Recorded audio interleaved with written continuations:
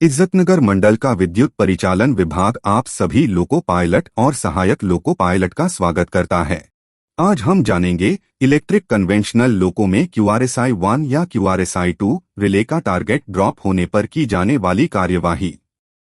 QRSI relay traction power circuit की over current relay है। जब भी ट्रैक्शन पावर सर्किट में एक निर्धारित मात्रा से अधिक करंट जाएगी तो यह एनर्जाइज होकर डीजे ओपन करा देती है।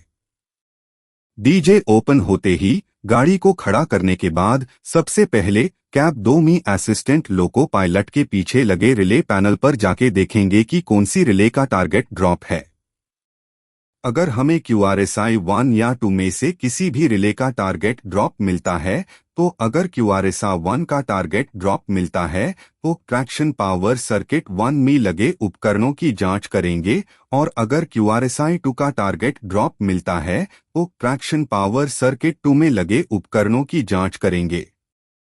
मान लेते हैं कि QRSI 1 का टारगेट ड्रॉप है तो हमें ट्रैक्शन पावर सर्किट 1 में लगे उपकरणों में जैसे कि RSI 1, SL1, line contactors 1 to 3, traction motor 1 to 3, J1, CTF 1 to 3, QD, Q20 इत्यादि उपकरणों में मुख्यतः आग, गंध और धुएं की जांच करनी है।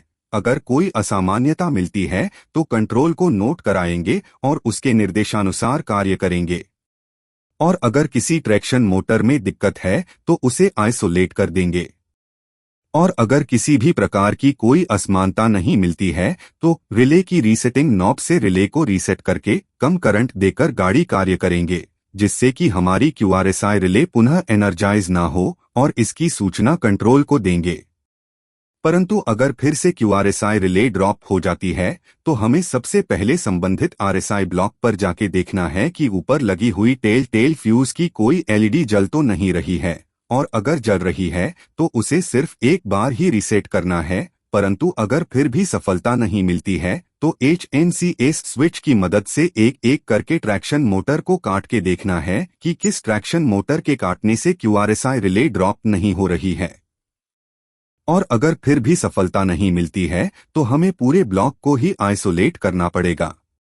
डीजे ओपन करके QRSI 1 के केस में HVSI 1, HVSL 1 और HVMT1 को 0 पे करके हाफ ट्रैक्शन में गाड़ी कार्य करेंगे। और अंत में अगर पूरे ब्लॉक को आइसोलेट करने के बाद भी अगर QRSI रिले का टारगेट फिर से गिर जाता है तो पावर कंट्रोल को इसकी जानकारी देते हुए सहायता की मांग करेंगे।